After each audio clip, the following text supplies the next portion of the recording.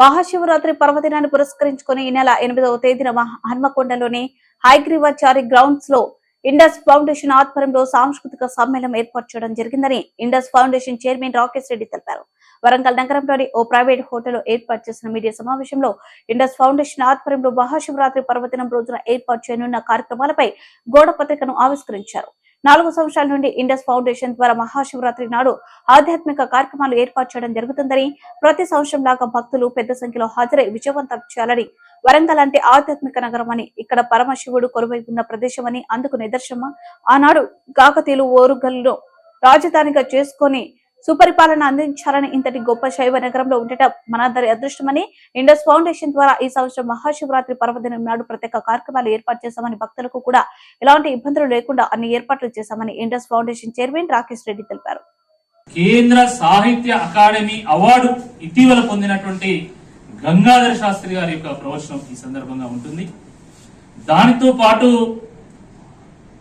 గతంలో ఇస్కాన్ లో స్వామీజీగా ఉంటూ ఇప్పుడు మొత్తం మన తెలుగు రాష్ట్రాలు చుట్టి వస్తూ ప్రజల్లో శ్రీకృష్ణుడి యొక్క మహిమను, మన వేదాల యొక్క గొప్పతనాన్ని విస్తృతంగా వివరిస్తున్నటువంటి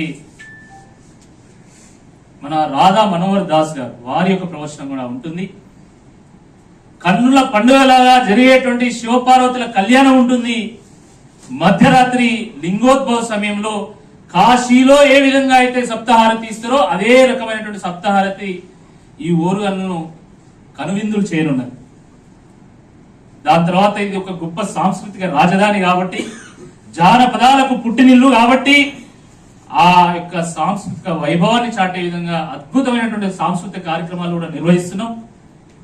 కాకతీయుల కాలంలో పుట్టినటువంటి పేరుని, దాని తర్వాత వందే మాత్రం శ్రీనివాస్ గారి యొక్క పాటలు, లక్ష్మి, సాకేత్, అనితా యాదవ్, సత్యభామ, స్వాతి, అనేక మంది కళాకారులు వారి యొక్క పాటల ద్వారా మనని అలరించనున్నారు. అంతేకాకుండా మన ఓరుగల్లు నగరంలో ఉన్నటువంటి చిన్నారుల యొక్క ప్రతిభ కూడా ఈ సందర్భంగా ప్రతిబింబించే విధంగా ఉండాలి అని చెప్పేసి వాళ్ళకు కూడా మేము ప్రతిసారి ఈ వేదికను పంచుకోమని చెప్పి రిక్వెస్ట్ చేస్తున్నాం. చాలా మంది, వందల మంది వస్తున్నారు. దాంట్లో కొంతమందికి అవకాశం దొరుకుతున్నది. ఎంత అద్భుతమైనటువంటి విషయం అంటే, గతంలో ఈ వేదికను ఉపయోగించుకొని ప్రదర్శన ఇచ్చినటువంటి ఈ చిన్నారులు ప్రధానమంత్రి చేతుల నుండి, రాష్ట్రపతి చేతుల నుండి పురస్కారాలు అందుకున్నారు. అంటే ఒక మంచి వేదిక అయింది. అంటే ఈ సందర్భంగా ఈసారి కూడా చిన్నారుల యొక్క ప్రదర్శనలు ఉంటాయి, దేశభక్తి గేయాలు ఉంటాయి, వివేకానంద విద్యా కేంద్రం పిల్లల యొక్క జాతీయ గీతాలు, సో అద్భుతమైనటువంటి ప్రదర్శనలు కూడా ఉంటాయి. కాబట్టి ఇది సాయంకాలం 5:30కు ప్రారంభమై తెల్లవారుజామున 4 గంటల వరకు కొనసాగుతుంది. 5:30కు శివపార్వతి కళ్యాణంతో ప్రారంభమవుతుంది. కాబట్టి ఓరుగల్లు నగర ప్రజలందరినీ కూడా మేము విజ్ఞప్తి చేస్తున్నాం, జాగరణ సందర్భంగా ఈ యొక్క వేదికను వినియోగించుకోండి.